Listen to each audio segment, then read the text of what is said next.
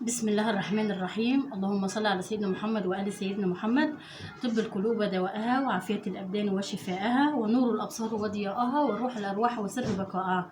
مساء أو صباح السعادة والهنا والسرور وكل حاجة حلوة على كل حبايبي ومتابعيني اللي شرفوني في قناتي واللي لسه كمان هيشرفوني. اهلا بكم في فيديو جديد.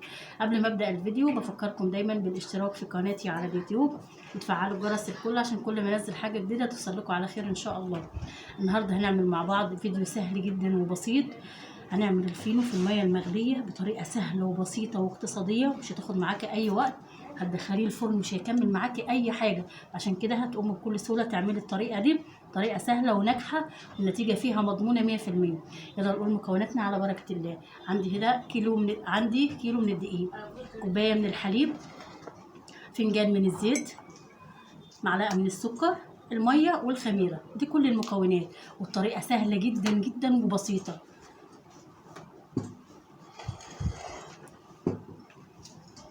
هنجيب الحاجه اللي هنشتغل فيها، هننزل هنا بالسكر، خميره والحليب. عملك طريقه اقتصاديه ولا فيها اي حاجه غير كوبايه الزيت الصغيره دي بس كده. عندي هنا الميه، دوبنا السكر مع الخميره، ننزل بشويه من الزيت. طبعا انا مختبره الخميره وعارفاها كويسه، عشان كده حطيت الخميره على طول. عندي هنا كمان الدقيق منخول وجاهز. ما بحبش اطول عليكم الفيديو. هنزل هنا واحده واحده بالدقيق. بسم الله الرحمن الرحيم ولا الخير.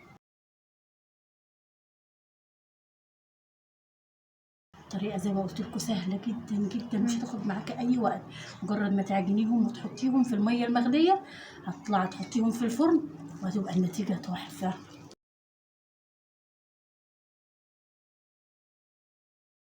وحبايبي ما عملتش اي حاجه هنا غير ان انا عجنتها كويس جدا جدا لغايه ما ملمسها بقى معايا بالشكل ده. كل اللي انا هعمله هرش رشه بسيطه كده من الزيت، وارش رشه هنا في الطبق اللي انا هحط فيه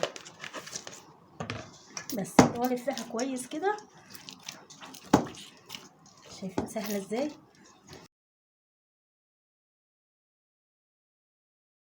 بس كده شايفين ملمس العجينه حلو جدا. هنحطها بس كده ونغطي عليها لما تخمر، ونرجع نكمل الفيديو مع بعض ان شاء الله. كل اخواتي وحبايبي عطروا افواهكم بالصلاه على سيدنا محمد وآل سيدنا محمد. رجعنا لكم بعد الفينو بتاعنا مخمر بالشكل ده. بسم الله ما شاء الله.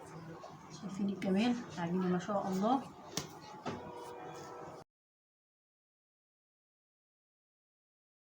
ادينا بس حاجه بسيطه كده من السمنه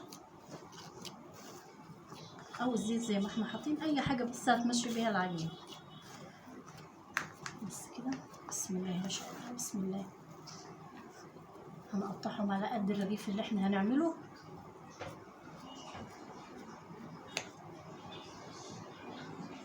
هندهن بس الطبق كده شويه عشان ما يلزقش معانا.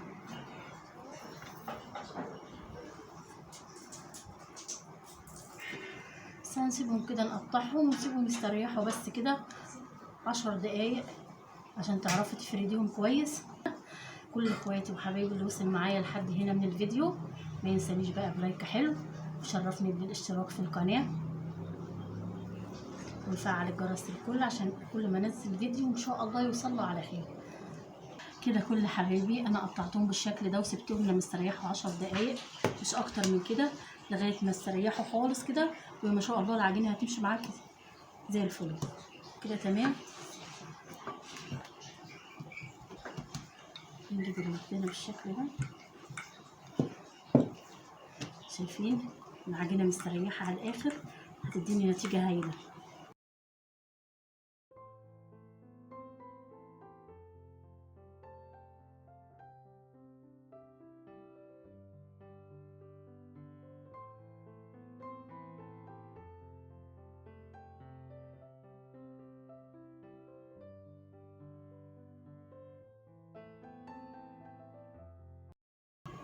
الطريقه دي هتخليها تلزق على العجينه بكل سهوله، ما تخلعش منك خالص. تيجي من على الطرف كده زي ما وريتك وتعملي. بس كده تمام. هنخلص كل الكمية بالشكل ده.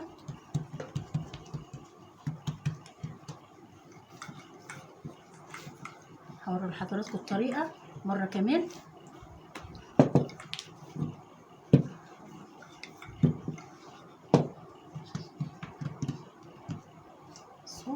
بصوا السهولة والبساطة اهو.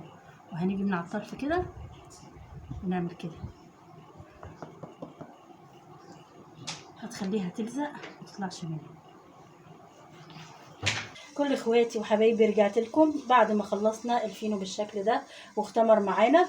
سخنا كده ميه، هنحط فيها رشه من الملح كده.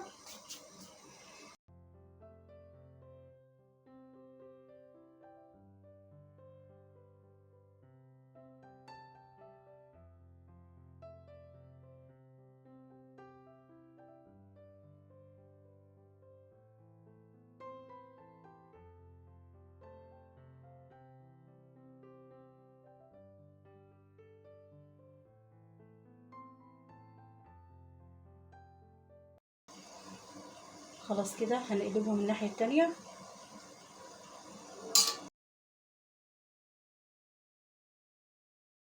كده تمام. هنخرجهم.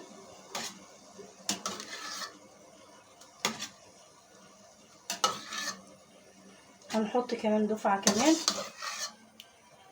اهو. هننزل هنا، هخلص كل الكميه بالشكل ده ونرجع نكمل الفيديو مع بعض. كل حبايب قلبي رجعت لكم بعد ما خلصت الفينو بتاعنا بالشكل ده. طلعته من الميه المغليه. هاجي هنا بسكينه حاميه شويه وهفتح كده شويه، او بمشرط او بموس نضيف، اي حاجه يعني.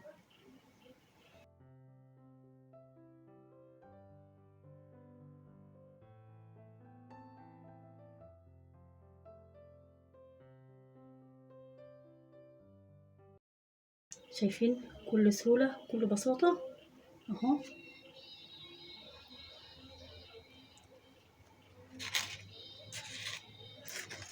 بس كل اللي احنا هنعمله هنا ان احنا هندهن الوش بس بحبه لبن كده صغيره، حبه ترش سمسم، حبه ترش حبه بركه، اللي انت حباه اعمليه. انا هدهنه بالحليب بالشكل ده وادخله في الفرن على الرف من تحت، وبعدين احط حبه صغيره تحت الشوايه ونرجع نكمل الفيديو مع بعض ان شاء الله. كده كل اخواتي وحبايبي وصلت لنهايه الفيديو.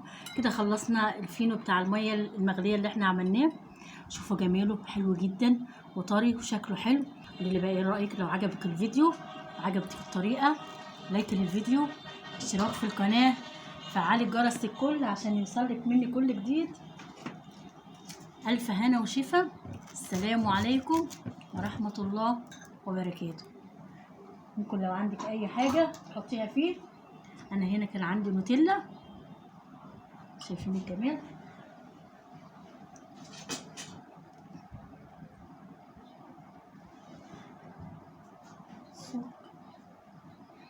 ينفع كتير أوي في المدارس. لايك للفيديو، اشتراك في القناة، فعلوا جرس الكل عشان يوصل لكم مني كل جديد. ألف هنا وشفا. السلام عليكم ورحمة الله وبركاته.